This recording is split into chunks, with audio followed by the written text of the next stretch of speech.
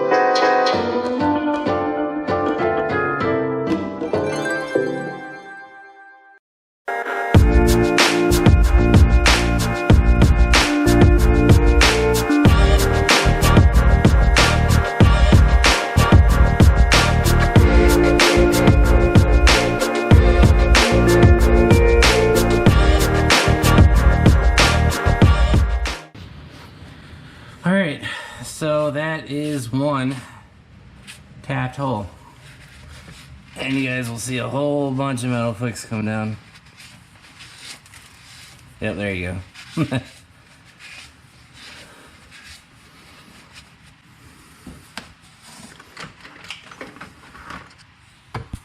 And that'll line up with this one like so. As you can see, we actually have the metric 6 by 1.0 thread on the outer and inner part of the lower control arm. All we have to do now is put the shield on and we should be good. So let's put that on and we'll show you the final product on the passenger side. So here's a final shot of the guide installed into the lower control arm. As you guys see, any air that hits this panel will get pushed along, it will go past the sway bar and go right to the rotors. Now you guys might say, hey, didn't you create a belly pad to help channel air under the car? Yes, I did. It's actually over here behind the car. I'll get that installed when we're finished with the car.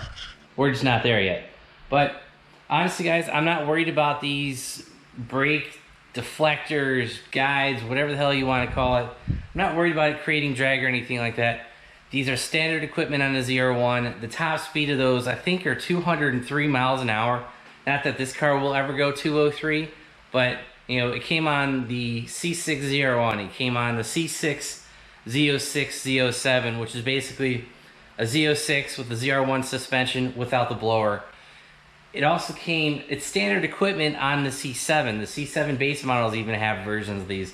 It's a little bit more plasticky than the rubber material that we have, but the same application applies. So, you know, I saw that, I was like, all right, it's not an expensive mod. I think these channel pieces, they weren't that expensive. I think they were like $45, $50, something like that. And I had the tap, I had to go buy some bolts and stuff, but I'll have the part numbers in the description down below for this. And this pretty much wraps up the first part of the ZR1 part install. The last ZR1 part that we'll be putting on the car today is actually something related with the braking system. As you guys know, I've had this Edelbrock supercharger on here for the last 4 or 5 years. I haven't had much issues with it, but the one thing that I've never liked that the way Edelbrock did was the brake hose booster hose setup. As you guys can see, it's just a hose down here. It's underneath the fuel line, going up, just kind of sitting here loose, and then goes into the side of the supercharger. So I've really never liked that setup, and actually it used to more ride up over here before I put the fuel lines over and kind of had to push it down. So I wanted a better solution than that, and what I found was I was looking online through some old pictures, and I took a lot of pictures of a ZR1 at the Want to Go Fast event in North Carolina, and I noticed the stock brake booster hose. And the way the stock ZR1 setup ran was kind of, ran down from the brake booster kind of up over the coil packs and then down over to the supercharger. So what I did was I saw that, I'm like, well, that would actually probably be a good starting point. So what we did was picked up a stock ZR1 brake booster hose. The part number is 227-89960. And the price on these vary between something that like $11 to $20. You'll find them in various costs, on the internet. I actually picked this up on Amazon, so I'll have a link in the description down below to this item. And this is one of the ZR1 parts that you can get in 2 days prime. And the way this runs is kind of how I have it set up here. Attachment right toward the camera attaches to the brake booster, and the front part will attach to the supercharger. Now the ZR1 is going to be a little bit different because the ZR1 has the port kind of on top of the supercharger snout. So it's kind of right here. So the ZR1 kind of actually plugs in like that. But if you guys look on eForce, it's run underneath the fuel line right into that where that worm clamp is. So we might have to bend or cut this a little bit. I don't think we'll have to modify it much, but we'll just take this as a good starting point and we'll go from there. So I got the Edelbrock brake booster hose removed. Like I said, this is simply just a piece of rubber hose that has kind of formed with heat over time. When I got this kit from Edelbrock, it was just one piece of straight hose. As you can see, this actually fits pretty well. It comes out of the supercharger, goes up over the coil packs, kind of down and right into the brake booster. And that's pretty much going to be it for that swap. So if you guys have a E4 supercharger and you want to clean up the driver's side a little bit, I highly recommend this hose. I mean, it's plug and play. It plugged in on the supercharger, plugged in on the brake booster, and it just got out of the way. And what I mean by that is the E-Force hose was just like a straight hose, and it didn't have the bends in it that were proper. And when I ran it outside the brake booster, it hit the coil packs, it hit the hob switch, it hit the fuel line, it hit the two-step wiring. It was just a real poor design, you know, for running a hose. So that's gonna be a wrap on the ZR1 parts installed today. Yes, I did install the brake hose booster. That set up in an older video, as you guys saw. The wiring was still all jacked up. The fuel lines were all jacked up. That was before we had installed the A&A kit. But we're pretty much back up to present day. These little wind deflectors, guides, whatever you guys want to call them, I'll have the proper name in the description down below for those. But I've had those for a while, and I just wanted to get stuff off the floor and installed on the car. And you know, we'll just keep doing this. Little project here, little project there. That adds up to big project. Big projects add up to the car being finished. So hopefully we're on the track of getting this thing done. So I hope you guys enjoyed the video. If you did, give it a big thumbs up. If you haven't already subscribed, please do. If you want to know when I upload new content, hit that bell notification button down below. And as always, if you guys want to help support the channel, click all the links down below and make sure you go check out BonecrrusherSS.com. It's our merchandise store. It has all our items, including these hats, and all that good stuff's for sale. So thanks guys. Have a great one.